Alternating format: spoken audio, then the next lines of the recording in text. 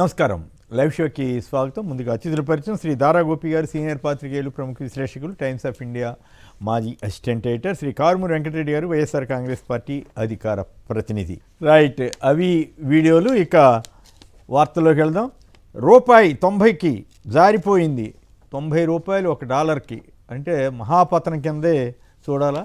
గోపి గారు చెప్పండి, ఈ మహాపతనం ప్రభావం ఏ రకంగా ఉంటుంది? ఇది దేశ ఆర్థిక వ్యవస్థ మీద చాలా తీవ్రమైన ప్రభావం చూపుతుంది. ఇప్పటికే ట్రంప్ ఆదేశాలు రకరకాల సమస్యలతోటి ఉంటే తాజాగా ఈ పరిస్థితి కూడా ఏమన్నా ఇబ్బంది పెడుతుందా? ప్రత్యేకించి ఆంధ్రప్రదేశ్, తెలుగు భారతదేశం, ఆంధ్రప్రదేశ్, తెలంగాణ వీటిని దృష్టిలో ఉంచుకుని మీ కామెంట్ చెప్పండి. సార్, కొమ్మినేని గారు, మీకు, సాక్షి ప్రేక్షకులకి, వెంకటరెడ్డి గారికి అందరికీ నమస్కారం. ఈ ట్రంప్ తీసుకుంటున్న అనేక నిర్ణయాల వల్ల భారతదేశం మరి దెబ్బతింటోంది. మరి ట్రంప్ మోడీ స్నేహితులు అంట మరి, కానీ మరి ఆ స్నేహం ఏమైపోతుందో, ఆ స్నేహం వల్ల ఎందుకు ట్రంప్ నిర్ణయాలు మారుతున్నాయో తెలియడం లేదు. ఇక రూపాయి పతనం అయితే దారుణం అండి. ఇప్పుడు భారతదేశాన్ని మోడీ ఆధ్వర్యంలో 3వ అతిపెద్ద ఎకానమీగా, ప్రపంచంలో 3వ అతిపెద్ద ఎకానమీగా తీర్చిదిద్దుతామని గొప్పలు చెప్పుకుంటుంటే రూపాయి ఏమో పతనం అయిపోతుంది. ఇప్పుడు ఈ చెప్పుకునే గొప్పలేంటి, ఈ పతనం ఏమిటి అనేది అర్థం కాని విషయం. ఇప్పుడు ఇక్కడ నుంచి అమెరికా నుంచి పంపించాలంటే గతంలో 2 లక్షలు 3 లక్షలు ఉంటే సరిపోతుంది. ఇప్పుడు ఈ డాలర్ పెరిగిపోవడం, రూపాయి పతనం అయిపోవడం వల్ల ఎన్ని లక్షలు ఖర్చు పెట్టాల్సిన పరిస్థితి ఉందో తెలియదు. ఎన్ని పెడితే వాళ్ళు వీసా ఇస్తారో కూడా లేదో తెలియదు. చాలా వీసాల మీద కూడా చాలా రెగ్యులేషన్స్ పెట్టారు, నిబంధనలు, కఠినమైనటువంటి నిబంధనలు పెట్టాయి.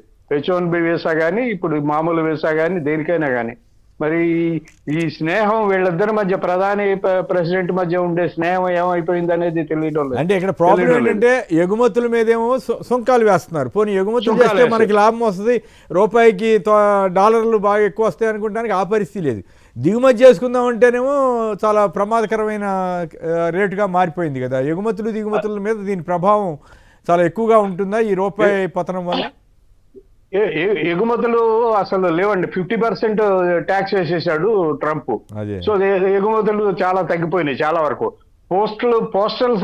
పోస్టల్ డిపార్ట్మెంట్ అయితే పార్సల్ సర్వీసులన్నీ కూడా ఆపేసింది అమెరికాకి, భారతదేశం నుండి. సో ఇట్లాంటి పరిస్థితి ఉంది. ఇక దిగుమతులు చేసుకోవాలంటే మన రూపాయి సరిపోదు, డాలర్ విలువ పెరిగిపోయింది కాబట్టి మనం ఆ ఖర్చు భరించలేము. ఈ పరిస్థితుల్లో వీళ్ళు దేశాన్ని అతిపెద్ద, అంటే జర్మనీని దాటి ముందుకెళ్ళాలి భారతదేశం. జర్మనీ 3వ స్థానంలో ఉంది ప్రస్తుతం. జర్మనీని దాటి వీళ్ళు ముందుకు తీసుకెళ్లాలంటే రూపాయి పడిపోతుంటే ఎలాగా? మోడీ ప్రధానమంత్రి అయినప్పుడు నాకు తెలిసి దాదాపు 60 రూపాయలు 62 రూపాయలు ఉంది డాలర్ విలువ. అది ఇప్పుడు 90కి వచ్చిందంటే ఇంకా ఎంత పడిపోతుంది, ఏ స్థాయికి పోతుంది? ఇలా రూపాయి విలువ పడిపోతుంటే నువ్వు 3వ అతిపెద్ద ఆర్థిక వ్యవస్థగా ఎట్లా తీసుకెళ్తావు అనేవి ఇవన్నీ ప్రశ్నలు, వీటికి జవాబులు చెప్పాల్సి ఉంది. రైట్. కుమార్ గారు విశాఖపట్నం నుంచి. కుమార్ గారు నమస్కారం, మాట్లాడండి. ఇప్పుడు కేజీ అరటిపళ్ళు ₹10 సార్. కేజీ అరటిపళ్ళు ₹10 సార్. అవును. ఆ ఊర్లో అయితే వైజాగ్ లో ఎకరం 99 పైసలు సార్. కానీ అక్కడ సినిమా టికెట్ మాత్రం 600 చేశారు సార్. ఓకే, నేను దాని మీదకి మాట్లాడిద్దాం అనుకున్నాను, మీరే ఈ లోపు మాట్లాడారు. సో ఆంధ్రప్రదేశ్లో మరి బాగానే ఉందా? మరి వాళ్ళంతా సంతోషంగా ఉన్నారా?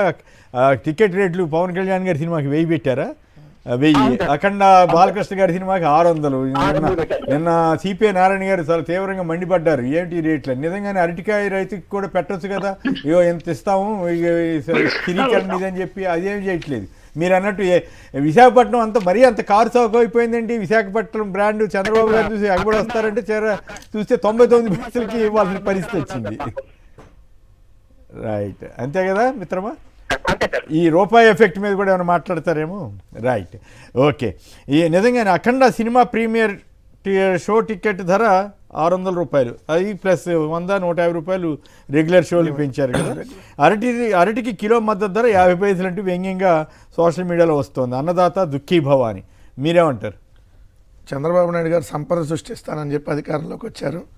వాళ్ళకి సంబంధించినటువంటి సినిమాలకి, వాళ్ళకి సంబంధించినటువంటి పార్ట్నర్లకి వాళ్ళకి సంపద సృష్టించే పనిలో ఉన్నారు. కానీ రైతులకు కానీ, లేదంటే రాష్ట్ర ప్రజలకు కానీ, రాష్ట్రానికి కానీ ఎక్కడ సంపద సృష్టించే కార్యక్రమం జరగట్లేదు.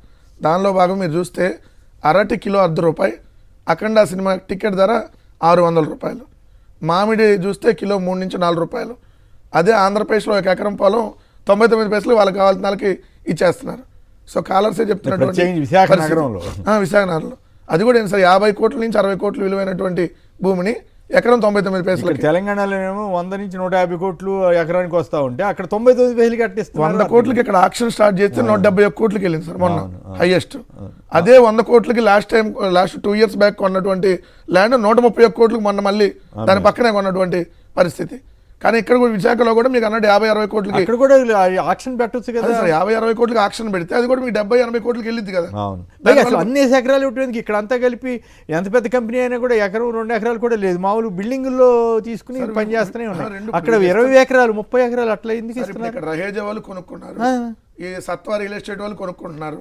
కానీ అక్కడేమో వాళ్ళకి real estate Kapil chit funds వీళ్ళందరూ రియల్ ఎస్టేట్ వాళ్ళకి ఓర్న ఇస్తున్నారు.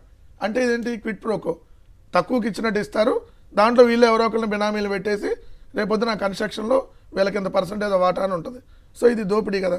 సో ఈ దోపిడీకి అడ్డుపడాలంటే ఖచ్చితంగా ప్రజలు ఇప్పుడు ఏదైతే కాలర్ మాట్లాడారో ఇలా ప్రతి ఒక్కరిలో కూడా చైతన్యం వచ్చి తిరుగుబాటు వస్తే తప్ప ఇది మారదు. లేదు చూడండి సార్, 27 ఎకరాలు రహేజా, అది 99 పైసలు ఎంటైర్ 27 acres ల్యాండ్.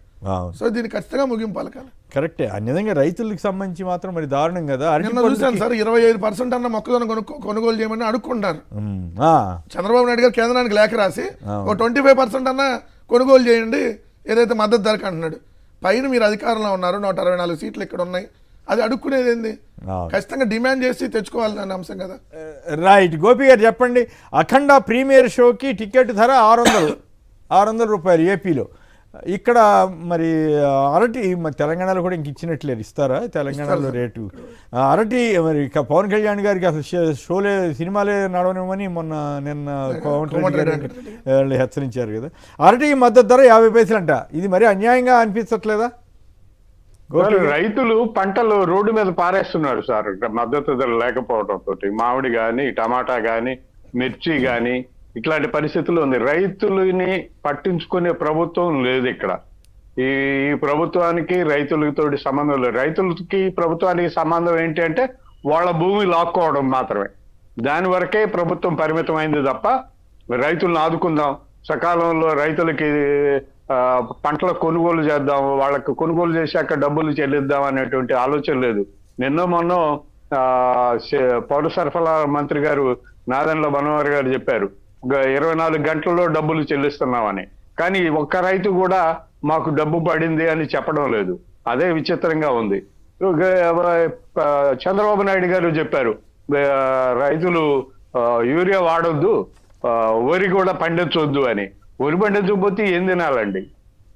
అట్లా ఉంది ప్రభుత్వ పరిస్థితి.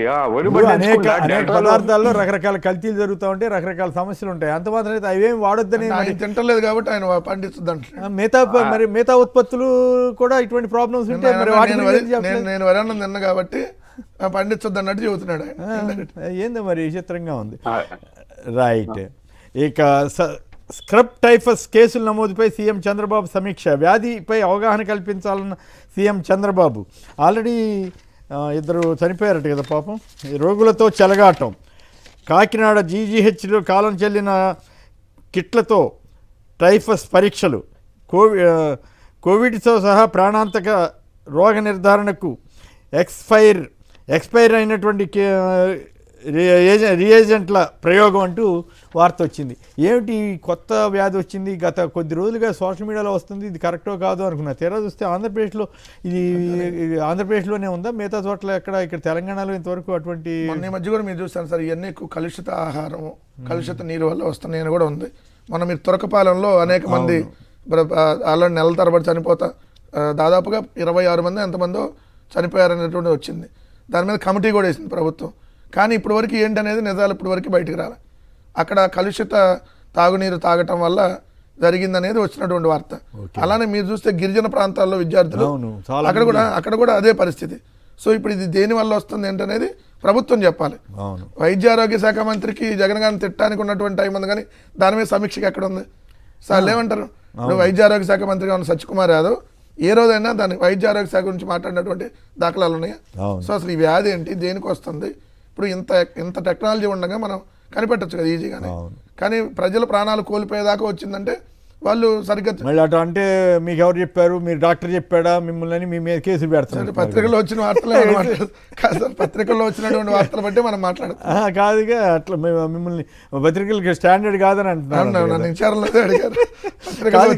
డౌట్ వస్తుంది ఇప్పుడు కల్తీ మద్యమనో ఇంకోటైనా వస్తే గవర్నమెంట్ దాని మీద యాక్షన్ తీసుకోవాల్సింది పోయి అసలు మీకు ఎవరు సమాచారం ఇచ్చారు, మీకు ఎట్ట తెలుసు, ఇదేంది మరి. ఇప్పుడు నేను 4 రోజులు చూస్తున్నా ఈ గవర్నమెంట్తో ఈ తలనొప్పి ఎందుకని పూర్తిగా ఆధారంగా వార్త వచ్చిన తర్వాతే నేను అడుగుతున్నా. మరి చనిపోవటం, ఇద్దరు మహిళల మృతి, ఇప్పుడు పోలీసు వారు వచ్చి మీకు ఎట్ట తెలుసు, వాళ్ళు మీకు డాక్టర్లు చెప్పారా అని అడిగితే మనం ఏం చేయాలా?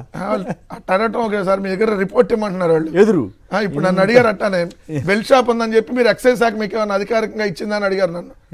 కర్నూలులో బస్ ప్రమాదం దాని మీద వెళ్తే విచారణకి బెల్ట్ షాప్ ఉందని చెప్పి మీకు ఎక్సైజ్ శాఖ అధికారికంగా ఇచ్చిందని క్వశ్చన్ అడిగారు. ఎట్లా ఇస్తుంది ఎక్సైజ్ శాఖ అట్టి ఇచ్చింది బెల్ట్ షాప్ అనధికారి షాపులు కదా, అనధికార షాపులు. ఇదిగోండి పలానా చోట ఉంది, పలానా వ్యక్తి నడుపుతున్నాడు, నేను పేర్లతో సహా చెప్తే అంత డెప్త్ అవసరం లేదు. సో ఏమన్నా ప్రూఫ్ ఉందా, మీరు వెళ్ళి చూసి వచ్చారా బెల్ట్ షాప్ని, మీరు ఏమన్నా ఇక్కడ మద్యం దుకాణానికి వెళ్ళారా, ఇట్లాంటి క్వశ్చన్లు అడుగుతారు. రైట్. గోపి గారు చెప్పండి, కొత్త వ్యాధి ఏదో ఆందోళనకరంగా ఉంది, మరి దీని మీద ప్రభుత్వం చంద్రబాబు గారు కూడా సమీక్ష చేశారట, అంతవరకు మంచిదే, వ్యాధిపై అవగాహన పెంచాలని చెప్పారట, అది అంటువ్యాధి కాదని అధికారులు అంటున్నారంట, నిజంగానే అది కాదా? మరి అక్కడక్కడ పలు చోట్ల ఘటనలు జరుగుతున్నట్లుగా కూడా ఎవరో రాజేశ్వరి అనే మహిళ కూడా మరణించారని వచ్చింది. చెగర మైట్ తరహా కీటకాలు కుట్టడం వల్ల వచ్చే వ్యాధితో పాటు ప్రమాదాన్ని ఏ విధంగా కట్టడి చేయాలని దానిపై ప్రజలకు వివరించాలని చెబుతున్నారు. నిజంగానే ప్రభుత్వం శ్రద్ధ చూపుతోందా? మెడికల్ కాలేజీలు ప్రైవేటీకరణ చేయడంలో ఉన్నంత శ్రద్ధ మరి ఇంతకాలం గత 10 రోజులుగా ఈ వార్తలు వస్తూ ఉన్నాయి, అయినా ఎందుకు ప్రభుత్వం దీని మీద చర్య తీసుకోలేకపోయింది? తీసుకుందా ఒకవేళ? సార్, ముఖ్యమంత్రి గారు సమీక్ష చేయడం వరకు అంటే స్వాగతించాల్సిందే, కానీ అయితే ఆ పరిస్థితి అక్కడి వరకు వచ్చింది అంటే అప్పటి వరకు ఏం చేస్తున్నారు అధికారులు కానీ మంత్రులు కానీ, వైద్య ఆరోగ్య శాఖ మంత్రి ఏం చేస్తున్నాడు? ఆయన ఎప్పుడు మీడియా ముందుకు వచ్చినా జగన్ను తిట్టడము లేకపోతే మోడీని పోగొట్టడము ఇవే చేస్తున్నాడు తప్ప వైద్య ఆరోగ్య శాఖకు సంబంధించిన మాటలు ఏమో ఆయన ఏం మాట్లాడడం లేదు. అందువల్ల బహుశా మొత్తం డిపార్ట్మెంట్ అంతా అలసత్వంలో ఉందేమో అనిపిస్తోంది. కొత్త మన ఆహారాలు తినే ఆహారాల వల్ల కొత్త జబ్బులు అయితే వస్తున్నాయి. కొత్త జబ్బులు వచ్చినప్పుడు కొత్తగా మందులు కనిపెట్టాలి, అప్రమత్తంగా ఉండాలి. గ్రామ స్థాయిలో జగన్మోహన్ రెడ్డి ప్రారంభించిన విలేజ్ క్లినిక్లు వాటిని పటిష్టం చేయాలి. వాటిని పూర్తిగా నెగ్లెక్ట్ చేశారు. ఎలాగో జగన్మోహన్ రెడ్డి తీసుకొచ్చిన 17 మెడికల్ కాలేజీల్లో 10 మెడికల్ కాలేజీలని ప్రైవేటైజ్ చేసేస్తున్నారు. అది అంత శ్రద్ధ హాస్పిటల్ గ్రామ స్థాయిలో ఉండే విలేజ్ క్లినిక్ల్లో మీద పెడితే బాగుండేది. మరి ఎందుకని వైద్య ఆరోగ్య రైతులు, వైద్య ఆరోగ్యం, విద్య ఈ 3 వదిలేశారండి. ఈ ప్రభుత్వం తన బాధ్యతగా తీసుకొని చేయాల్సినటువంటి ఈ 3 పనుల్ని వదిలేశారు ఈ కూటమి ప్రభుత్వం. వాళ్ళు ఎంతవరకు కూడా ఏ పారిశ్రామికవేత్తకు 99 పైసలకి ఎకరం భూమి ఇచ్చేద్దాము, 99 ఏళ్లకి ఇచ్చేద్దాము, ఎక్కడ ఏ పారిశ్రామికవేత్తను తీసుకొచ్చి ఏ భూములు చూపిద్దాము, ఏ రైతుల దగ్గర నుంచి సమీకరిద్దాము లేదా సేకరిద్దాము అనేది దృష్టి తప్ప ప్రజల ఆరోగ్యం కానీ విద్య, వైద్యం అంటే ఈ సదుపాయాల మీద ఈ ప్రభుత్వానికి దృష్టి లేకుండా పోయింది. రైట్. అమరావతికి చట్టబద్ధత, రాష్ట్ర విభజన చట్టం 2014 సవరణ, న్యాయశాఖ ఆమోద ముద్ర ఇప్పుడు సడన్గా చేస్తున్నారంట. అంతే అంటే కొత్త భూసేకరణ చేయబోతున్నప్పుడు ఈ విమర్శలు వస్తున్న నేపథ్యం ఇది. ఇప్పుడు అసలు ఆర్టికల్ రాయడానికి కారణం 2వ విడత భూసేకరణకి రైతులు ఇంట్రెస్ట్ గా లేరనేది నిన్న ఆంధ్రజ్యోతి రాసింది. ఓకే, ఇది మిశ్రమ స్పందన వస్తుంది. అవును, ఈనాడు వాళ్ళు అయితే సంతోషంగా ఇస్తున్నారని విముఖత వ్యక్తం చేస్తానని రాశారు. రాసి మళ్ళీ మొదటి విడత ఎవరైతే భూములు ఇచ్చారో వాళ్ళు 2వ విడత భూములను తీసుకునే దగ్గర వాళ్ళు కూడా అసంతృప్తి వ్యక్తం చేస్తారు. మాకే ఇప్పటి వరకు లేదు, రేపొద్దున మాకు ఇంకా అన్యాయం జరిగింది కదా, మీరు మిగిలినవి కూడా తీసుకుంటే అనేది దాన్ని. అందుకని ఈరోజు ఏం చేశారు, చట్టబద్ధత వచ్చేస్తుంది, గెజిట్ వచ్చేస్తుంది అంటే రైతులు కొంచెం సంతోషంగా ఇస్తారేమో అన్నటువంటి దానికోసం వాళ్ళ ఆర్టికల్ రాశారు, మభ్యపెట్టాను. లేకపోతే మామూలుగా అయితే సార్ అక్కడ రాశారు అది న్యాయశాఖ సలహాలు అయిపోయిందని. అప్పుడు ఎన్ని రోజుల్లో సంబరాలు చేసేవాళ్ళుగా, అది స్టార్ట్ అవ్వగానే సంబరాలు, రేపు గెజిట్ వస్తే 1 సంవత్సరం పాటు సంబరాలు ఇవన్నీ ఉంటాయి కదా. అవన్నీ ఇంకా స్టార్ట్ కాలేదంటే దాని ప్రక్రియ బిగిన్ అవ్వలేదనే దానికి అర్థం కదా. ఊరికే ఊరి జనాన్ని అంటే మాయ రైతుల్ని- కోసం ఎల్లో మీడియాని ఈ ఇప్పుడు రకంగా రైతుల్ని మరి రెండు రియల్ ఎస్టేట్ ఆల్రెడీ ఆ, పడిపోయింది కదా మేజర్. రియల్ ఓ ఎస్టేట్ గెజిట్ వాళ్ళు. వచ్చేస్తుంటే ఇది అయిపోయింది ఇక్కడ అని చెప్పడానికి. ఇప్పుడు 18 నెలలు అయింది సార్, కేంద్రంలో అధికారంలో ఉంది వాళ్ళే. ఇప్పుడు వరకు ఒక్క రోజు అన్న వీళ్ళు వెళ్ళి మెమోరాండం ఇచ్చి ఇది కూడా ఇప్పుడు నిన్నగాక మొన్న కూడా లోకేష్ వెళ్ళాడు కదా, అవును వెళ్ళి ఏదో మోందా తుఫాను 6,000 కోట్ల నష్టం వచ్చింది, 900 కోట్లు అన్న ఇవ్వండి అని ఇప్పుడు అడుగుతున్నారు. ఏది తుఫాన్ దాటి నెల దాటినాక. అవును. సో ఇప్పటి వరకు అడగల అసలు. అవును రెండోది మరి ఇప్పుడు అమరావతికి చట్టబద్ధత ఇవ్వండి, గెజిట్ ఇవ్వండి 18 నెలలు ఎందుకు అడగల? మొన్నటిదాకంటే 10 సంవత్సరాలు ఉమ్మడి రాజధాని ఉంది కాబట్టి అది అయిపోయినాక ఇవ్వాలి. మరి ఇప్పుడు 18 నెలల నుంచి ఏం చేస్తున్నారు? సో ఇప్పుడు రైతులు మభ్యపెట్టే కార్యక్రమం తప్ప ఏం లేదు. రైట్. జనసేన పంచసూత్ర పంచాయతీ నుంచి లోక్సభ స్థానం వరకు 5 సభ్యులతో కమిటీలు, ఒకరు లేదా ఇద్దరు వీర మహిళలకు స్థానం ఉంటాయి. వీర మహిళలు పదాలు మాత్రం భలే వాళ్ళు కనిపెడతారు. రైట్. గోపి గారు చెప్పండి, నిజంగానే అసలు జనసేనకి ఎదిగే అవకాశం ఉందా? నిజంగా ఎదిగే అవకాశం ఉంటే తెలుగుదేశం నుంచి అది తెచ్చుకుని ఎమ్మెల్యేలుగా ఎందుకు పోటీ చేయించుకున్నారు? మళ్ళీ ఇప్పుడు ఏదో పంచసూత్ర అంటున్నారట. నిజంగానే జనసేన ఎదుగుదలని తెలుగుదేశం పార్టీ అంగీకరిస్తుందా, ఒప్పుకుంటుందా, లేదు ఈయన సొంతంగా ధైర్యంగా ముందుకెళ్ళగలుగుతాడా పవన్ కళ్యాణ్ గారు? సార్ ఇప్పుడు ఇంకో 15 ఏళ్ళు పాటు చంద్రబాబు నాయుడు ముఖ్యమంత్రిగా ఉండాలని కోరుకునే ఒక పార్టీ అధ్యక్షుడు తన పార్టీని ఎందుకు బలపరుచుకుంటాడు? బలపరుచుకునే ప్రయత్నం ఎందుకు చేస్తాడు? కబుర్లో చెప్తున్నాడు కానీ అంత పంచసూత్రాలు చేసుకొని లేకపోతే గ్రామ స్థాయి నుంచి పార్లమెంట్ నియోజకవర్గం స్థాయి వరకు కమిటీలు వేసుకొని పార్టీని బలపరిచే ఉద్దేశం ఉన్నవాడు ఎప్పుడు తను ముఖ్యమంత్రి అవ్వాలని కోరుకుంటాడు కానీ, తన పార్టీ గెలవాలని కోరుకుంటాడు కానీ, పక్క పార్టీ గెలవాలి, పక్క పార్టీ వాళ్ళు ముఖ్యమంత్రులు అవ్వాలి, వాళ్ళకి అధికారం రావాలి, నేను వాళ్ళ పక్కనే ఉండాలి అని ఎందుకు కోరుకుంటాడు? నిజంగా ఇది కాపులకి చాలా డిసప్పాయింట్మెంట్ అండి. కాపులు చాలా డిసప్పాయింట్ అవుతున్నారు. అంటే వాళ్ళకి ఒక నాయకుడు దొరికాడు అనుకున్న సమయంలో ఆయన ఈ కాపులందరినీ తీసుకెళ్లి తెలుగుదేశం పార్టీ కార్యాలయం ముందు కూర్చోబెట్టే పరిస్థితి అంటే, అది కూడా ఇంకో 15 ఏళ్ళు అంటే చాలా ఆశ్చర్యం వేస్తుంది.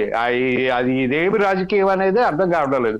పైగా ఇక్కడ ఇంకోటి గమనించాలి, ఇక్కడ గమనించాలి, కాపులు దళితులు కలిసి, కాపులు సీఎం పదవి కావాలని ఎప్పటి నుంచో ఉంది కదా, కాపులు దళితులు కలిసి రాజ్యాధికారం కోసం ప్రయత్నం చేయండి అంటే అన్న ఒక పోలీస్ ఆఫీసర్ మీద విరుసుపడుతున్నారు. అంటే కాపులు ముఖ్యమంత్రి అవడానికి వీల్లేదని ఇట్లా చేస్తున్నారా అని వీళ్ళంతా అడుగుతున్నారు, ఈ జడా శ్రావణ్ వీళ్ళంతా కూడా.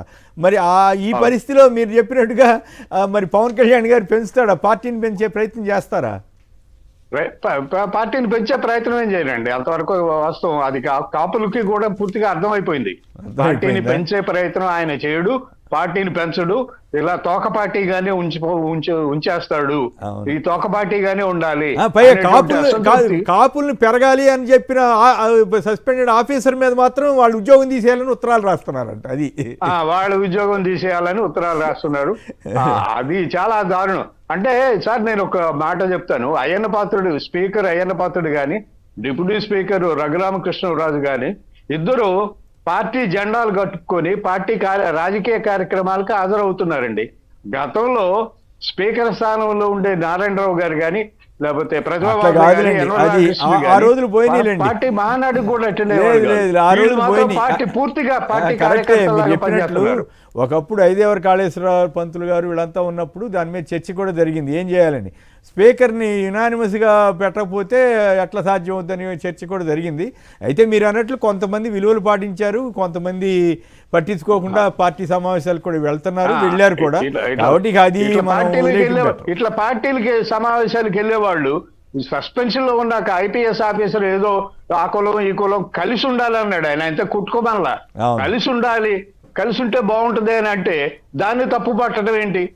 అంటే దాని వల్ల ఏంటంటే కాపులు అధికారం రాకూడదు, కాపులు అధికారంలోకి రాకూడదు అనేటువంటి భావన వీళ్ళల్లో చాలా తెలుగుదేశం పార్టీ నాయకులు చాలా ఎక్కువగా ఉంది. అది స్పష్టంగా బయటపడుతుంది. ఈ పరిస్థితుల్లో కాపులు అయితే ఆలోచిస్తున్నారని నేను అనుకుంటున్నాను. మర్చిపోయాను సార్, ఇప్పుడు రంగా గారి కూతురు ఆశ రాజకీయాల్లోకి వచ్చింది.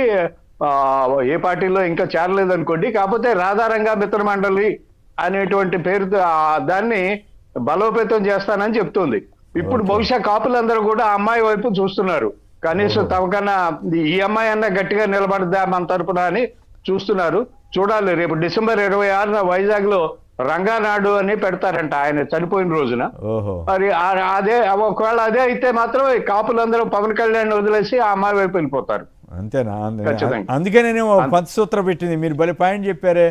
ఈ నేపథ్యంలోనే పంచసూత్రాన్ని జనాన్ని మళ్ళీ మాయడానికి మభ్య పెట్టడానికి ఏవో చేస్తున్నాడు. అది చూడాలి. మరి మీరు కీలకమైన పాయింట్ చెప్పారు. నాకు అది ఆ పాయింట్ వెలగలేదు. నాకు రంగానాడు అనేది వస్తుందా? Okay, right. వెంకట్ గారు విజయవాడ నుంచి. వెంకట్ గారు నమస్కారం, మాట్లాడండి సార్. గుడ్ మార్నింగ్ అండి. అలాగే ప్యానల్లో ఉన్న సభ్యులు కూడా గుడ్ మార్నింగ్ అండి. ముందుగా ఈ జనసేన కార్యకర్తలు అభిమానులు కూడా తెలుసుకోవాలండి. ఇప్పుడు ఇప్పుడు పవన్ కళ్యాణ్ గారు ఈ పంచసూత్రాలతో ఏం చేద్దాం అనుకుంటున్నారు? జనసేన పార్టీని బలోపేతం చేయాలన్నది ఆయన ఉద్దేశం. మొన్న ఈ మధ్య వైజాగ్ లో కూడా ఒక మీటింగ్ పెట్టి పెద్దగా మన పార్టీని బలోపేతం చేసుకోవాలని చెప్పారు. ఇది ఒకవైపు. ఇక రెండవ కోణం చూస్తే ఈయన పార్టీని బలోపేతం చేసి ఏం చేద్దాం అనుకుంటున్నాడండి? ఒకవైపేమో నేను 15 ఏళ్లు చంద్రబాబు నాయుడే ముఖ్యమంత్రిగా ఉండాలని కోరుకుంటున్నానని చెప్పుకుంటూ, మరోవైపు ఎక్కడైనా జనసేన కార్యకర్తలు గాని నాయకులు గాని ఎక్కడైనా టీడీపీ వాళ్ళు దాడులు చేశారని చేసి గట్టిగా వాళ్ళ వాయిస్ వినిపిస్తే వాళ్ళనేమో సస్పెండ్ చేస్తూ ఉంటారు. మరి ఈయన ఈ పంచసూత్రాలతో పార్టీని బలోపేతం ఎందుకు చేస్తున్నారు అంటే, ఇంకొక 15 ఏళ్లు కూడా మనం ఈ చంద్రబాబు నాయుడికి ఊడిగం చేయాలి, కాబట్టి మీరు ఇంకా బలంగా ఉండండి, బలోపేతంగా ఉండండి అని ఒక సంకేతాన్ని పంపించడానికి తప్ప, ఏమండి ఎవరైనా ఒక పార్టీ పెట్టుకున్నప్పుడు ఏం చేస్తారండి? ఆ పార్టీ నాయకుడు ఎదిగి ముఖ్యమంత్రి అయ్యి ప్రజలకు ఏదో న్యాయం చేయాలని అనుకుంటాడు. కానీ ఈయన నాకు ఒకప్పుడు ఏమంటారు, నన్ను ముఖ్యమంత్రి అవ్వాలంటే నా ఆపేవాడెవరు అంటాడు, కాపులకు ముఖ్యమంత్రి పదవి వద్దా అంటాడు, కాపులు ఎదగకూడదా అంటాడు, అన్ని ఏనే మాట్లాడుతూ ఉంటాడు, నాకు కులం లేదంటాడు. మరి సార్ ఒక ముఖ్యమైన విషయం చెప్పాలి. ఇప్పుడు ఈ బీజేపీ వాళ్ళు తెలంగాణలో ఆయన మన ముఖ్యమంత్రి గారు ఏదో మాట్లాడారని చెప్పేసి మాట్లాడుతున్నారు కదా. ఒకప్పుడు ఇదే పవన్ కళ్యాణ్ గారు ఏమన్నారండి, మా నాన్న ఇంట్లో దీపాలు దేవుడు దీపాలు వెలిగిస్తే మా నాన్నగారు సిగరెట్ వెలిగించుకున్నారని చెప్పారు. అంటే హిందూ మతాన్ని ఆయన కించపరిచినట్టు కాదా? ఇప్పుడు అదే వ్యక్తి ఎక్కడున్నారు? కూటమిలో లేడా? బీజేపీ మరి డబుల్ గేమ్, బీజేపీది కూడా వీళ్ళతో పోటీ పడి డబుల్ గేమ్ త్రిబుల్ గేమ్ ఆడుతుంది. ఎందుకు జంతు కొవ్వు కలిసిందని అందరూ పవిత్రంగా భావించే ప్రసాదంలో అన్నప్పుడు కూడా నోరెప్పలేదు కదా బీజేపీ వారు. మీరు మంచి పాయింటే చెప్పారు. కరెక్టే. ఏం చేస్తాం, రాజకీయ అవకాశవాదం అన్నది భారతదేశంలో మోడీ గారు వచ్చిన తర్వాత ఇట్లా ఉండదేమో అనుకున్నా కానీ మరి పెద్ద తేడా లేకుండా పోయింది. ప్రాంతీయ పార్టీలకి బీజేపీకి పెద్ద తేడా ఉందని నాకైతే అనిపించడం లేదు. రైట్, తిరిగి స్వాగతం. ఇక ఏమిటి పంచసూత్రం మీద మీ పరిశీలన ఏమిటి? అంటే మామూలు సినిమా వాళ్ళు కాబట్టి కొన్ని పేర్లు బాగా పెడతారు సార్. పంచసూత్రం, షణ్ముఖ వ్యూహం, ఏమైపోయిందా షణ్ముఖ వ్యూహం? అదే షణ్ముఖ వ్యూహం అంటే ప్రతి నియోజకవర్గంలో ఏదైతే 500 మందికి 10 లక్షల రూపాయలు చొప్పున ప్రతి సంవత్సరం ఇవ్వటం. సో దాన్ని అంటే ఒక సంవత్సరం 500 మంది, ఇంకో సంవత్సరం 500 మంది, అది ఎత్తుకుపోయింది. 18 నెలల్లో ఒకరికి ₹1 పంచసూత్ర, సన్ముఖ వ్యూహం, జన సైనికుడు, వీర మహిళ, ఇలా పేర్లు భలే ఉంటాయి. నేను ఒకటి సోషల్ మీడియాలో చూసా, మొదటి పుట్టినరోజు శుభాకాంక్షలు అని పెట్టారు. కాబోయే జన సైనికుడికి మొదటి పుట్టినరోజు శుభాకాంక్షలు, కాబోయే జన సైనికుడికి మొదటి పుట్టినరోజు శుభాకాంక్షలు అని పెట్టారు. మొన్న మధ్య ఇంకోటి చూసాను సార్, అంటే అది చెప్పకూడదు కానీ జన సైనికుడికి శోభన దినోత్సవ శుభాకాంక్షలు అడ్డం పెట్టారు. నిజంగా సార్ నేను అబద్ధం చెప్పట్లేదు, నేను ఆ రెండు నేను చదివాను కాబట్టి చెప్తున్నా. అంటే వెరైటీగా వాళ్ళు ఎట్లా ఉంటారు. రెండోది సరే పంచసూత్రం అన్నారు కదా, పర్లేదు మీ ఎవరైనా కమిటీలు వేసుకోవచ్చు కాదంటలా. కానీ పంచసూత్రాలు ఏం చేస్తావు, జనసేన కమిటీలు వేసి జనసేన బాగా బలోపేతం చేసి టీడీపీకి బాగా బలంగా ఊడిగం చేయటం పాయింట్ నెంబర్ 1 పంచసూత్రంలో ఒకటి. రెండోది 15 ఏళ్ళు వాళ్ళు తన్నినా దండించుకోవాలి, కొట్టినా కొట్టించుకోవాలి, చంపినా చంపించుకోవాలి, ఇది నెంబర్ 2. గిల్లినా గిల్లించుకోవాలన్నది ఇదే చెప్తాడు సార్. పంచసూత్రాలు బాగా కమిటీలు వేస్తాడు, వేసి మీరు బలంగా ఇది చేయాలి, ఊడిగం చేయటం ఒకటి. రెండోది ఏమో తన్నినా దండించుకోవాలి. మూడోది 15 ఏళ్ళు మహిళలను వాళ్ళు ప్రైవేట్ వీడియోలు తీసినా మీరు మాత్రం నోరు ఎక్కడా మెదపద్దు. 4 15 ఏళ్ళు లోకేష్ నాయకత్వం సమర్థించాలి. కోట వినోద్ చూసి టీడీపీ వాళ్ళు మహిళలు ప్రైవేట్ వీడియోలు తీసినా, మీ వీర మహిళల ప్రైవేట్ వీడియోలు తీసినా, వాళ్ళ మీద వాళ్ళు దాడులు చేసినా, ఏం చేసినా మీరు 15 ఏళ్ళు ఊడిగం చేయాలనేది. ఇంకోటి ఏంటి, 15 ఏళ్ళు లోకేష్ నాయకత్వాన్ని బలపరచాలి. ఇప్పుడు అందుకనే జేజేలు కొడుతున్నాడు ఆల్రెడీ. ఇంకోటి లాస్ట్ 5 వచ్చి తల్లిని తిట్టినా మనం మాత్రం పదవుల కోసం వాళ్ళంటే ఉండాలి, లేకపోతే మనకు రాజకీయ భవిష్యత్తు ఉండదు అనేది 5వ సూత్రం. ఈ పంచసూత్రాలు ఇప్పుడు చెబుతాడు వాళ్ళందరికీ, అంతకుమించి ఉంటుంది. Right, okay. అవును, అదానీనే జీవో సాక్షిగా బాబు క్రెడిట్ చోరీ గుట్టురట్టు. విశాఖ గూగుల్ తెచ్చాం, గూగుల్ డేటా సెంటర్ నిర్మిస్తోందంటూ ఇన్నాళ్ళు మభ్యపెట్టి ప్రచారం. బాబు క్రెడిట్ చోరీకి జీవోలే సాక్ష్యమని మరి అదానీ గారు నిన్న చంద్రబాబు గారిని కలిశారంట కదా. మరి ఇప్పుడు అదానీ గారు జగన్ గారిని కలిసినా, లేకపోతే అదానీ గారికి ఏదో ఈ రెన్యూవల్ ఎనర్జీ ఇటువంటి వాటిలో భూములు ఇచ్చినా ఇంకేముంది, అదానీ ప్రదేశ్ అయిపోద్దని రాశారు కదా. అదానీ ప్రదేశ్ అంబానీకి ఇస్తే అంబానీ ప్రదేశ్ అని రాశారు కదా. మరి ఇప్పుడు చంద్రబాబు కలిస్తే షిరిడి సాయి ఎలక్ట్రికల్స్ పెట్టేసి మొత్తం ఈక్వల్ టు జగన్ మొత్తం ఎన్ని మరి రాశారు. వాళ్ళే 40 కోట్ల ఎంతో టీడీపీకి ఎలక్షన్ బాండ్. రైట్, గోపి గారు చెప్పండి, ముందుగా మీరు మాట్లాడండి.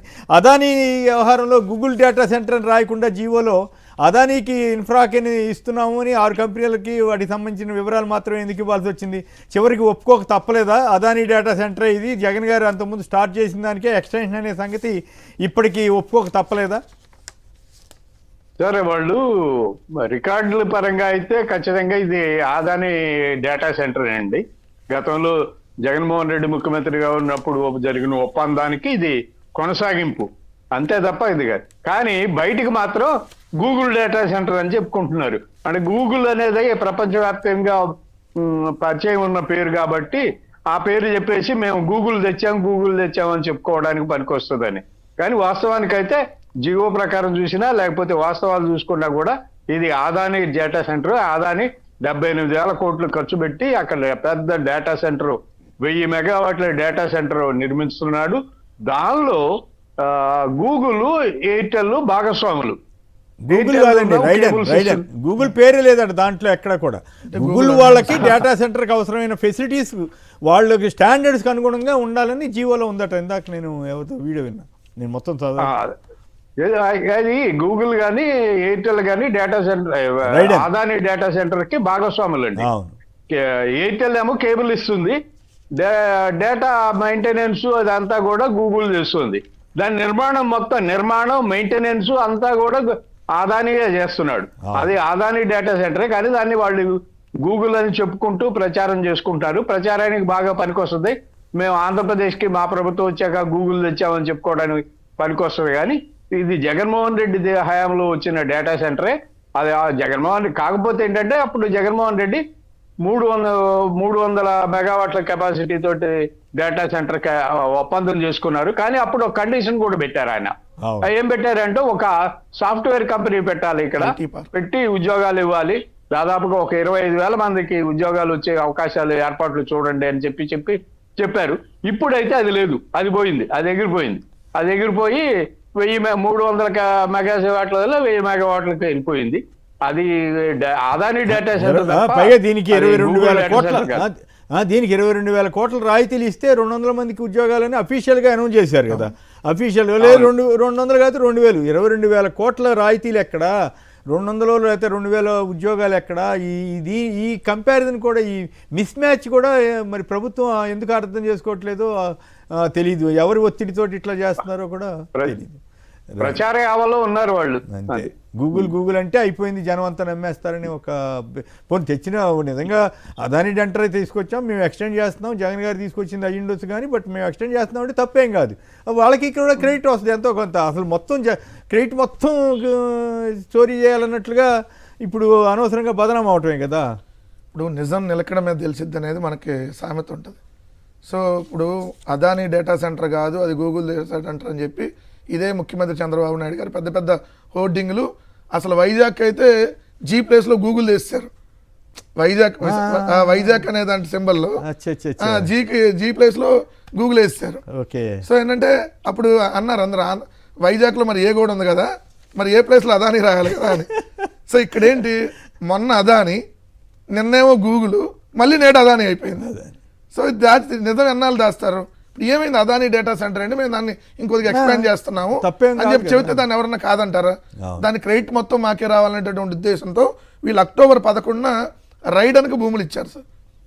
మళ్ళీ ఇప్పుడు డిసెంబర్ 2న అదే భూములు ఇప్పుడు అదానీకి ఇచ్చారు 480 ఎకరాలు. సో నిన్న ఇచ్చినటువంటి జీవోలు. అంటే క్లియర్గా ఏంటి ఇది అదాని డేటా సెంటర్ అనేది వాళ్ళు- దాంట్లో ఆలయ భూములు కూడా ఉన్నాయంట, మరి అదేం కాంట్రవర్సీ అవుదా? పాప హిందూ సంఘాలలో ఏం మాట్లాడలేదు అంతవరకు. ఇప్పుడే మన చంద్రబాబు నాయుడు గారిని కూడా మాట్లాడారు సార్. అది గోమాంసం అంటేనే వాళ్ళు ఏం పెద్ద సీరియస్ ఇప్పుడు 2 లక్షల కేజీలు గోమాంసం దొరికింది, ఎక్కడ మాట్లాడలా. సో జంతువులు కొవ్వని చెప్పి ఇష్టం ఉన్నట్టు మాట్లాడితే అది కాదని తెలుసు కూడా ఇప్పుడు మరి మాట్లాడేందుకు మీరు తప్పు చెప్పారని చెప్పి సార్ మాట్లాడారు. ఇదేంటంటే 2020 నవంబర్లో అదానీ గారితో జగన్మోహన్ రెడ్డి గారి ప్రభుత్వం కుదుర్చుకున్నటువంటి ఒప్పందం ఈ డేటా సెంటర్. దానిలో భాగంగా సింగపూర్కి 3900 కిలోమీటర్ల ఏదైతే సముద్ర గర్భంలో కేబుల్ వేయాల్సి ఉంటే సింగపూర్ ప్రభుత్వానికి 2021 మార్చి 9న జగన్మోహన్ రెడ్డి గారు లేఖ రాశారు. రాసి 2023 మే 3న జగన్ గారు ఈ డేటా సెంటర్కి శంకుస్థాపన చేసి భూములు కూడా ఎలకాట్ చేశారు. ఇప్పుడు దాన్ని రైడన్, ఇది గూగుల్ అనుబంధ సంస్థ, రైడన్ ఇన్ఫోటెక్ అనేది. సో మీరు అన్నట్టుగా ఇది గూగుల్ అనుబంధ సంస్థ కాబట్టి గూగుల్ అనే అంటాం కాబట్టి ఇది అదానీ డేటా సెంటర్లో Adani plus Google plus Airtel, అంటే నెట్వర్క్ ప్రొవైడ్ చేసేది ఎయిర్టెల్, ఏదైతే దానికి సంబంధించినటువంటి మొత్తం ఏదైతే టెక్నాలజీ అందించేది రైడన్ ఇన్ఫోటెక్, అంటే గూగుల్ ఈ డేటా సెంటర్ మొత్తం ఈ డేటా వాడుకుంటుంది. అది వేరే విషయం. డేటా సెంటర్ నిర్మించేది మొత్తం అదానీ, నిర్మించేది మెయింటెనెన్స్ కానీ మొత్తం అదానీ చేస్తారు. దాంట్లో ఒక నెట్వర్క్ ఏమో ఎయిర్టెల్, దీనికి సంబంధించిన టెక్నాలజీ అందించేదేమో గూగుల్కి సంబంధించినటువంటి రైడర్. కానీ ఇది గూగుల్ డేటా సెంటర్ మేమే తెచ్చాం, ఈ ప్రపంచంలో అసలు ఏడా లేనిది గూగుల్ మా మొహం చూసి వచ్చేసింది, లేదంటే ఆంధ్ర నేను పిలిస్తే వచ్చేసింది, అసలు లక్షల కోట్లు పెట్టుబడులు వచ్చేసినాయి. ఏ డేటా సెంటర్ వచ్చినా 1,00,000 కోట్లు పెట్టుబడి పెడితే వచ్చే ఉద్యోగాలు 1200 లోపు. సో ఆ జగన్మోహన్ రెడ్డి గారు ఉన్నప్పుడు డేటా సెంటర్ పెట్టినా 1200 ఉద్యోగాలు. కానీ జగన్మోహన్ రెడ్డి గారు ఏం చేశారు, ఆ డేటా సెంటర్ వల్ల ఉద్యోగాలు తక్కువ వస్తాయి కాబట్టి దానికి అనుబంధంగా ఐటీ పార్క్ అక్కడ పెట్టి ఐటీ కంపెనీలు తీసుకురావాలనేటటువంటి లక్ష్యంతో అదానీతో ఒప్పందం కుదుర్చుకున్నారు. ఇప్పుడు ఆ ఒప్పందాన్ని వీళ్ళు కేవలం డేటా సెంటర్ వరకే కుదించారు. ఇప్పుడు ఐటీ పార్క్ లేదు, లేదు. అదే కదా 25,000 ఉద్యోగాలు అప్పుడు జగన్మోహన్ రెడ్డి గారు ఉన్నప్పుడు ఏదైతే ఐటీ పార్క్ కోసం, అందుకనే వాళ్ళకి అన్ని రాయితీలు ఇస్తామంది. సో కానీ ఇప్పుడు ఏంటి, వీళ్ళు రాయితీలు ఇస్తున్నారు బట్ ఓన్లీ డేటా సెంటర్ వరకే, దాని ద్వారా ఉద్యోగాలు తక్కువ ఉంటాయి. కానీ ఐటీ పార్క్ కూడా ఏర్పరిచి మీరు నిజంగా 22,000 కోట్లు రాయితీలు ఇస్తే దాన్ని ఎవరు కాదన్నారు. కానీ ఇప్పుడు ఐటీ పార్క్ అక్కడ లేదు, ఎవరికాళ్ళు ఇది వచ్చిన తర్వాత రావాలి తప్ప వీళ్ళు ఎస్టాబ్లిష్ చేసి పెడతాం అనేది ఎక్కడా కూడా ఈ ఒప్పందంలో లేదు. సో ఇది క్లియర్గా మరోసారి వాళ్ళే క్రెడిట్ చోరీ చేసి అడ్డంగా దొరికిపోయి ఏదైతే ఇది అదానీ డేటా సెంటర్ అని చెప్పగానే చెప్పి ప్రభుత్వం జీవో ఇచ్చి మరి ఇదిగోండి అదానీ డేటా సెంటర్కి భూములు ఇస్తున్నామని చెప్పగానే చెప్పి జీవో ఇచ్చారు. ఇది క్లియర్గా ప్రజలకు కూడా అర్థమైంది. రైట్. జయప్రకాష్ గారు విజయవాడ నుంచి. జయప్రకాష్ గారు నమస్కారం, మాట్లాడండి. Hello good morning sir. నమస్కారం, మాట్లాడండి సార్. రీసెంట్ గా ఈ లిబరేషన్ కాంగ్రెస్ పార్టీ అధ్యక్షుడు విజయ్ కుమార్ గారు వైఎన్ఆర్ తో ఇంటర్వ్యూ ఇస్తూ జర్నలిస్ట్ వైఎన్ఆర్ తోటి ఒక ఇంట్రెస్టింగ్ విషయం చెప్పారు. అమెరికాలో ఈ పర్టికులర్ దీనిపైన కోర్టులో కేసు వేశారు. ఎందుకంటే అదానీ పైన ఆల్రెడీ అవినీతి ఆరోపణలు ఎఫ్బిఐ వేసింది, అక్కడ కేసు నడుస్తుండగా గూగుల్ వెళ్ళి ఎలా ఇన్వెస్ట్ చేస్తుంది అని దానిపైన అమెరికన్ కోర్టులో ఆల్రెడీ కేసు వేశారంట. కానీ ఇది లోకేష్ గారికి తెలుసు, లోకేష్ గారికి వచ్చింది ఇన్ఫర్మేషన్, కానీ ఆయన దాన్ని ఇప్పటికి ఎవరు బయటకు మాట్లాడకండి, దీన్ని దాచిపెట్టండి అని చెప్పారంట. ఇది చాలా ఇంట్రెస్టింగ్ ఇన్ఫర్మేషన్. ఓకే. నేను కూడా విన్నాను, ఎక్కడ విన్నాను, దాంట్లోనే విజయ్ కుమార్ గారే చెప్పారట లోకేష్ గారు 2027 ఎప్పుడు ఉగాది నాటికి ముఖ్యమంత్రి అవుతారు, నాకున్న సమాచారం. మరి ఆయనకి ఏ సమాచారం ఉందో అది దానికి తగ్గట్టుగానే లోకేష్ గారు అచ్చంగా ఢిల్లీలో మంత్రాంగం అంతా జరుపుతున్నట్టుగా కనపడుతుంది కదా. అమిత్ షా గారి దగ్గరికి వెళ్ళినా, ఇంకా ప్రైమ్ మినిస్టర్ గారి దగ్గరికి వెళ్ళినా ఆయనే వెళ్తున్నాడు కాబట్టి పాజిబిలిటీ ఉందేమో అనిపిస్తా ఉంది. అంతే కదా. ఎమ్మెల్యే కాకుండానే మంత్రి అయ్యాడు, ఎమ్మెల్యే అయితే ముఖ్యమంత్రి కూడా అవుతాడు, చెప్తా. ఏం తప్పే ఉందిలే కానీ ఆయన వారి తండ్రి గారికి ఇష్టమైతే అవ్వచ్చు, అదేం పెద్ద ఇష్యూ కాదు కదా. వారసత్వం అనండి. కాకపోతే బీజేపీ వాళ్ళు సమాధానం చెప్పాలి, కాకపోతే బీజేపీ వాళ్ళు సమాధానం చెప్పాలి. వారసత్వ రాజకీయాలు అంటూ విపరీతంగా కిందటిసారి 2019లో ఇదే మోడీ గారు వచ్చి విమర్శించి వెళ్ళారు కదా చంద్రబాబు గారిని, లోకేష్ గారిని. ఇప్పుడు ఆయన ఎట్లా బుధానేసి మోస్తున్నాడు లోకేష్ గారినో లేదా చంద్రబాబు గారిని అన్నది వాళ్ళు చెప్పాలి. చంద్రబాబు గారిని లోకేష్ గారిని తప్పు పట్టాల్సిన అవసరం లేదు. వాళ్ళు తెలుసుకుంటే చేసుకోవచ్చు, తప్పేం కాదు, వాళ్ళ పార్టీ వాళ్ళ ఇష్టం, అది నేరం కాదు. కాకపోతే బీజేపీ వాళ్ళు కథలు చెప్పారు కదా, వారసత్వ రాజకీయాలు గోంగూర అని చెప్పి వాళ్ళు, అంతే కదా గోపి గారు. అదే ఇప్పుడు బీజేపీ నరేంద్ర మోడీ 2019 ఎన్నికల్లో అయితే చంద్రబాబు నాయుడు లోకేష్ ని తిట్టారు, పోలవరం ఒక ఏటీఎం అయిందని చెప్పారు. అది అలాగే చంద్రబాబు నాయుడు కూడా అసలు ఈజ్ నరేంద్ర మోడీ? అవును, నాకు లోకేష్ ఆయన ఉన్నాడు, ఎవరు నాకు అసలు? దేవాంశ్ ఉన్నాడు, మనవడు ఉన్నాడు, నీకెవరు ఉన్నారు? నాకు కొడుకున్నాడు, భార్య ఉంది, మనవడు ఉన్నాడు, ఆయనకి ఎవరు ఉన్నారు అనుకుంటూ మాట్లాడారు. తర్వాత ఆంధ్ర రాష్ట్ర ప్రజలని మోసం చేసింది బీజేపీ అని కూడా చంద్రబాబు మాట్లాడారు. కానీ ఇప్పుడు 2024 వచ్చేసరికి అవన్నీ తూచి అనేసి వచ్చి మళ్ళీ కలిసి మాట్లాడితే మనం తిడతారు, అది సమస్య. అదే ఇప్పుడు బీజేపీ కూడా విలువలు అనేవి తీసి పక్కన పెట్టేసిందండి. వాజ్పేయి ఉన్నప్పుడు, అదాని ఉన్నప్పుడు ఉండే విలువలు, ఆ పార్టీ పాటించిన విలువలు, ఒక్క ఓటు కోసం వాజ్పేయి రాజీనామా చేశాడు. అది నిజాయితీ గల నాయకత్వం. మరి ఆ నాయకత్వం ఇప్పుడు పోయింది. ఇప్పుడు అమిత్ షా, మోడీ వీళ్ళిద్దరి నాయకత్వంలో బీజేపీ నడుస్తుంది. వీళ్ళిద్దరికి విలువలు లేవనే అంటే అట్లా కాదు, లోకేష్ గారికి వచ్చే 2027 ఉగాది నాటికి అవుతారు అని ఆయన పేరు విజయ్ కుమార్ గారు రిటైర్డ్ అయ్యేసి వాళ్ళు చెప్పారు. అంటే ఆయనకి ఏదో గట్టి సమాచారం ఉందని అంటున్నారు. సో దానికి తగ్గట్టుగానే లోకేష్ గారు ఢిల్లీలో మంత్రాంగం కానీ, ఇక్కడ ఏపీలో పార్టీ నడపడం కానీ, చంద్రబాబు గారు ఊరికే హెలికాప్టర్స్ తిరుగుతూ ఉపన్యాసాలు ఇవ్వడం తప్ప మిగతా అంతా ఈయనే నడుపుతున్నాడు అనేది జనరల్ ఒపీనియన్. అది కరెక్టా కాదా అనేది మీరు చెప్పాలి సార్. ఇప్పుడు అంటే అయ్యే అవకాశం ఉందా? 27 నాటికి సీఎం అయిపోతారా లోకేష్ గారు? నేను విజయవాడలో ఉంటున్నాను, చూస్తున్నాను కాబట్టి చెప్తున్నాను. చంద్రబాబు నాయుడు గారు ఏంటంటే సమీక్షలు, సచివాలయంలో కూర్చొని సమీక్షలు నిర్వహించడం, ఆ జిల్లాల్లో పర్యటించడం, 1వ తారీఖున పెన్షన్ ఇవ్వడం, ఈ 3 పనులే ఆయన చేసేది. మిగిలిన అన్ని కూడా పరిపాలనకు సంబంధించి ట్రాన్స్ఫర్ల దగ్గర నుంచి, పోస్టింగ్ల దగ్గర నుంచి అన్ని కూడా లోకేష్ కనుసన్నల్లోనే జరుగుతున్నాయి. లోకేష్ చెప్పినట్టు అధికారులు, మిగిలిన అధికారులు చేస్తున్నారు. ప్రతి అధికారి ఇంక్లూడింగ్ చీఫ్ సెక్రటరీ లోకేష్ కి రిపోర్ట్ చేస్తున్నారు. లోకేష్ ఏం చెప్తే అది జరుగుతోంది. చంద్రబాబు గారు ఇంత వీక్ అయిపోతాడని అనుకోలేదు. చంద్రబాబు గారు ఇంత బలహీనం అవుతాడా అనేది సరే ఆయనకి ఇష్టమయ్యి తప్పదండి. కొడుకు మీద ప్రేమ, కొడుకు మీద ప్రేమ, కొడుకు అంటే రాజ్యాంగం ప్రకారం చూస్తే అట్లా చేయటం ఎంతవరకు కరెక్ట్? అదే ఇంకో పార్టీ వాళ్ళు ఎవరైనా చేస్తే ఇదే చంద్రబాబు గారు విరుసుపడేవాళ్ళు కదా వాళ్ళ మీద. ఇప్పుడు రాహుల్ గాంధీ మీద, తర్వాత రాహుల్ గాంధీతో కలిసి ఉండొచ్చు, కానీ రాజీవ్ గాంధీని, రాహుల్ గాంధీని వీళ్ళంతా విమర్శించిన వాళ్లే కదా.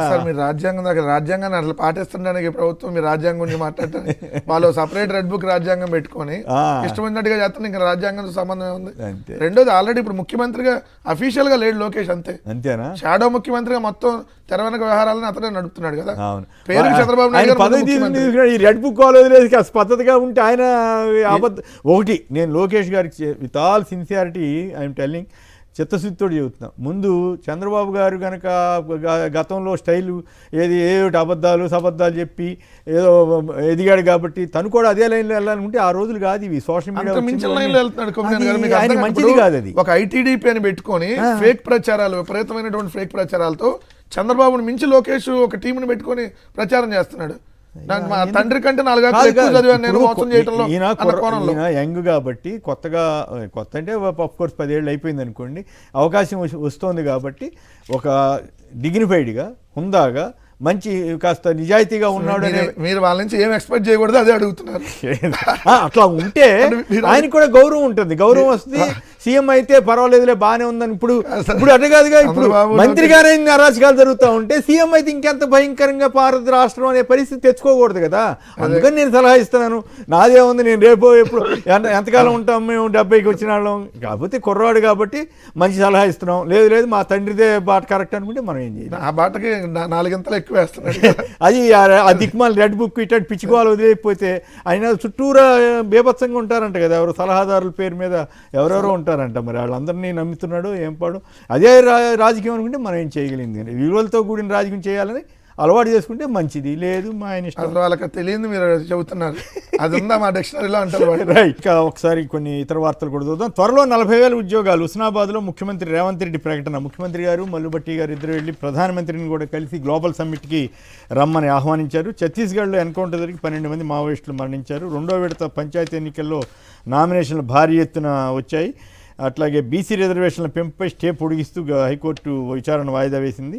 కుప్పకూలిన వ్యవస్థకు గట్టి పునాది వేస్తున్నామంటూ రెవెన్యూ మంత్రి పొంగులేటి శ్రీనివాసరెడ్డి గారు చెబుతున్నారు. అయితే భూతల మాయ, 1000 కోట్ల బిగ్ దందా, లియో మెరిడియన్ ఆస్తుల మీద కన్నేసిన బిగ్ బ్రదర్స్, బోరాస్పేటలో దర్జాగా కాంగ్రెస్ పెద్దల భూ కబ్జా అంటూ నమస్తే తెలంగాణ ఒక కథనాన్ని ఇచ్చింది.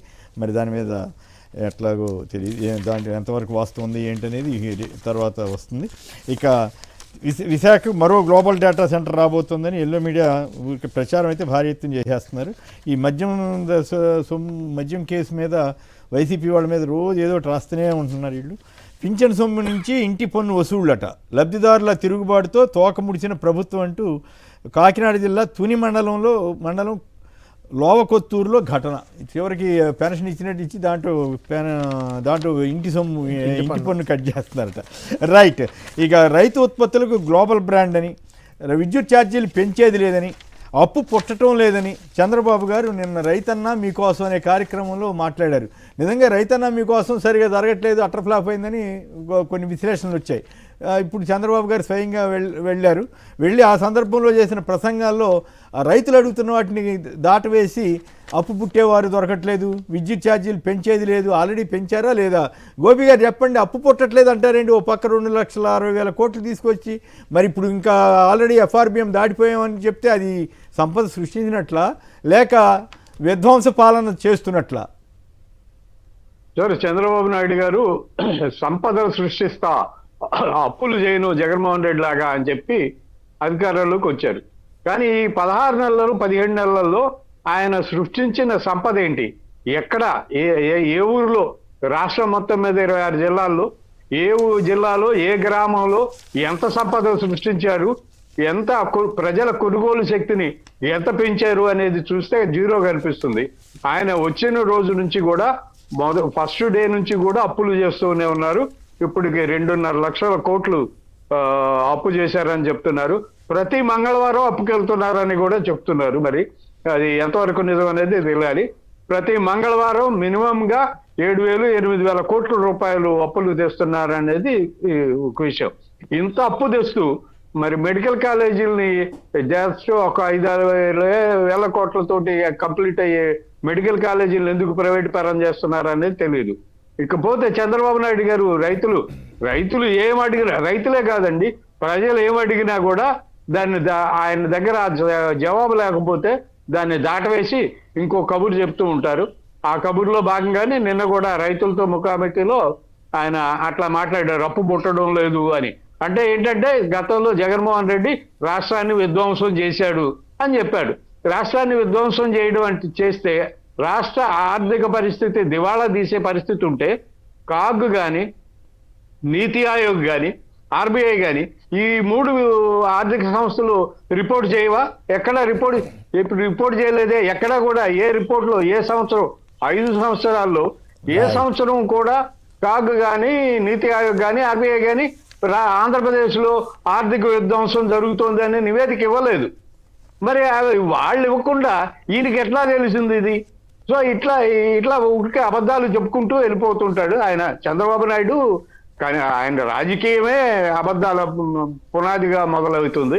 సో అదే కొనసాగుతుంది తప్ప ఇప్పుడు ఆయన చెప్పే దాంట్లో నిజం అయితే లేదు. రైట్. వెంకటరెడ్డి గారు ఇక్కడ నిన్న మొత్తం 2 పాయింట్లు. ఒకటి, అప్పు పుట్టట్లేదని తాజాగా చెప్పడం ఒక పక్క, అమరావతికి 1,000 కోట్లు తీసుకొస్తా ఒక అమరావతి మాత్రమే పుడుతుందా ఏంటి నాకు అర్థం కాదు. రెండోది విద్యుత్ ఛార్జీలు పెంచేది లేదంటారేంటి? ఒకటేమో రైతు ఉత్పత్తులకు గ్లోబల్ బ్రాండ్ అన్నాడు. అసలు ఈ గ్లోబల్ లో ఎక్కడా లేనట్ల పతనమైన ధర ఉంది మన దగ్గర. ఈ గ్లోబల్ బ్రాండ్ అంటే ఏంటి? రైతుకి మంచి గిట్టుబాటు ధర వస్తే వరి కానీ, అరటి కానీ, లేదంటే మీరు అన్నట్టుగా మిర్చి కానీ, పోగా ఏ దానికి ఈరోజు గిట్టుబాటు ధర లేదు. అరటి ₹10 కిలో అనేది ఇప్పుడే మనం డిస్కస్ చేసాం. మామిడి అయితే కిలో ₹3-4, ఇంకొక ₹2-3 పెంచమంటే కూడా పెంచట్లా. సరే అక్కడ నాకు 600 పెంచారు రేట్ అనుకోండి. సో గ్లోబల్ బ్రాండ్ కాదు ఈరోజు. గ్లోబల్లో ఎక్కడా లేనటువంటి ఏదైతే తక్కువ ధర ఇక్కడ ఉందనేది క్లియర్. రెండోది ఆయన ఏమంటాడు, విద్యుత్ ఛార్జీలు పెంచను అంటాడు. ఆల్రెడీ నువ్వు బాదుడే వేసేసి పెంచనంటే ఎట్లా? ఇప్పటికి 2 సార్లు ఈ ప్రభుత్వం వచ్చిన తర్వాత ఒకసారి 6,072 కోట్లు, ఇంకోసారి 9,412 కోట్లు, మొత్తంగా 15,485 కోట్లు ఇప్పటికే మీరు విద్యుత్ ఛార్జీలను బాదుడే ఆల్రెడీ 15,000 కోట్లు బాది ఇంకా బాధని చెబుతున్నాడు. ఆల్రెడీ బాధేసి ఇంకా బాధ అంటే దానికి అర్థమైంది. అయినా కూడా అట్లా గ్యారంటీ ఉంటుందని లేదు. 100% పెంచుతారు సార్ మళ్ళీ.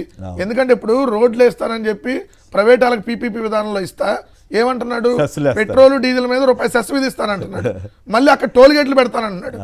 సో ఈ విధంగా ఎంత బాధలో చూడండి. ఇంకొక అంశం కీలకంగా వచ్చేటప్పటికి అప్పులు పుట్టట్లేదు అంటాడు. నువ్వేమన్నా సంపద సృష్టిస్తా నేను అధికారంలోకి వస్తే అన్నావు.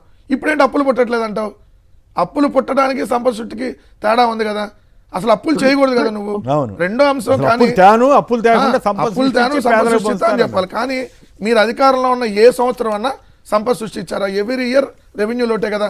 96 నుంచి చూడండి కొమ్మినేని గారు, ఇతను అధికారంలో ఉన్న 96 నుంచి 2004 దాకా ప్రతి సంవత్సరం రెవెన్యూ లోటు, మళ్ళీ 2014-19 రెవెన్యూ లోటు, ఇప్పుడు మళ్ళీ 24 నుంచి రెవెన్యూ లోటు.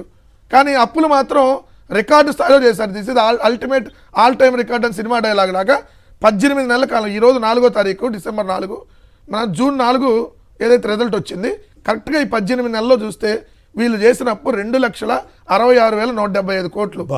2,66,000 రాజధాని కూడా కలిసి. ఎస్, రాజధానికి 40,000 కోట్లు అంటే అమరావతి అప్పు. కార్పొరేషన్ల అప్పు 71,295 కోట్లు, బడ్జెట్ అప్పు 1,54,840 కోట్లు. మొత్తంగా 18 నెలల్లో 2,66,175 కోట్లు. అంటే నెలకి 14,747 కోట్లు అప్పు చేస్తున్నారు, రోజుకి 492 కోట్ల అప్పు. ఒక్క రోజు వీళ్ళు చేసే అప్పుతో మెడికల్ కాలేజ్ కట్టచ్చు. గంటకి ఇప్పుడు మన గంట డిబేట్ సమయానికి 20,53,00,000 అప్పు చేశారు. 20 కోట్ల అప్పు, 20,50,00,000 గంటకు అప్పు. అంటే ఇంత దారుణంగా అప్పులు చేసి నాకు అప్పులు పుట్టట్లేదు అంటే ఇంకా పుట్టాలని, అంటే ఆల్రెడీ 6 నెలల్లో చేయాల్సిన అప్పు అప్పుడే చేశారండి. సంవత్సరంలో చేయాల్సిన అప్పు 6 నెలల్లో చేశారు. మొన్న వారపత్రిక రాసింది కదా, ఏదైతే లోటు పోటు ఇంక దీనికి ఉండదు చేటు అన్నట్టుగా, అదే ఇంక ఉండదు అభివృద్ధి అన్నట్టుగా వాళ్ళే రాసుకున్నారు. అంటే అప్పులు ఆల్రెడీ తేవాల్సిన దానికంటే ఎక్కువ తెచ్చారు సార్. దేశ విదేశాల నుంచి తెస్తున్నారు అప్పులు. అవును, మామూలుగా అయితే మనకు అప్పులు రెండే ఉండేవి, బడ్జెట్ లోపల అప్పులు, కార్పొరేషన్ల అప్పులు. కానీ ఇప్పుడేంటి బయట విదేశీ బ్యాంకుల నుంచి కూడా అప్పులు తీసుకొని వచ్చి అమరావతి తీసుకొని వచ్చి ఇప్పుడు 3వ రకం అప్పు ఇది తీసుకొని వచ్చి ఈ విధంగా చేస్తా మంగళవారం వెళ్తే క్యూ కడుతున్నాం మనమే. ఫస్ట్ కాదుగా అప్పు పుట్టట్లేదంటే ఆయన బ్రాండ్ విలువ పడిపోయినట్లు కదా. మరి ఎందుకు అంటే అవసరమైనప్పుడు అది వాడతారు, లేకపోతేనేమో మనకు కాబట్టి అప్పు వచ్చిందని చెబుతారా? అంటే దారుణం. అంటే అసలు అప్పులేం తేలేదు మేము, మాకు పుట్టట్లేదు అని మళ్ళీ దాన్ని జగన్ ఎందుకంటే రోజు అప్పుల మీద చర్చ జరుగుతుంది కదా, అందుకని చర్చ జరగకూడదు. జనం నమ్మకూడదు. చంద్రబాబు నాయుడు గారు పనకేదో వాళ్ళు అడగాలి 2,60,000 కోట్లు ఎక్కడి నుంచి ఎందుకు పథకాలు ఇవ్వట్లేదంటే మాకు అప్పులు పుట్టట్లేదు అని రేపు పొద్దున అంటాడు. అంటే కాదు, నీళ్లు మీరు ఎందుకు పెంచుకోలేదని అడుగుతారు. నీళ్లు రాలట్లేదు సార్ అంటే వెంటనే దాన్ని డైవర్ట్ చేసి నీళ్ళు అంటాడు. నిన్న రైతులు ఏదో అడుగుతుంటే కూర్చోవయ్యా పెద్ద పెద్దగా అరుస్తున్నాడు. అంటే సార్ ఇప్పుడు సంక్షేమ పథకాలు ఎందుకు మీరు ఇవ్వట్లేదంటే అప్పులు పుట్టట్లేదని అలా డైవర్ట్ చేయడానికి. కానీ ఇంత అప్పులు తెచ్చాడు అన్న విషయం ప్రజలకు కూడా గ్రహించాలి. ఎందుకంటే ఇంత దారుణమైనప్పుడు, ఎందుకంటే జగన్ గారు 60 నెలల్లో 3,32,000 కోట్ల అప్పు అయితే ఇది 18 నెలల్లో 2,60,000 కోట్ల అప్పు. ఇంకో సంవత్సరంలో జగన్ గారు చేసిన అప్పు ఇప్పుడు 6 నెలలు ఆగండి మీరు ఇది 3,30,000 కోట్లకి వెళ్ళిపోయింది. రైట్. దారా గోపి గారు, కారుమూరి వెంకటరెడ్డి గారు పలువురు మాట్లాడారు. అందరికి కూడా ధన్యవాదాలు. ఇది నేటి చర్చా కార్యక్రమం. నమస్కారం.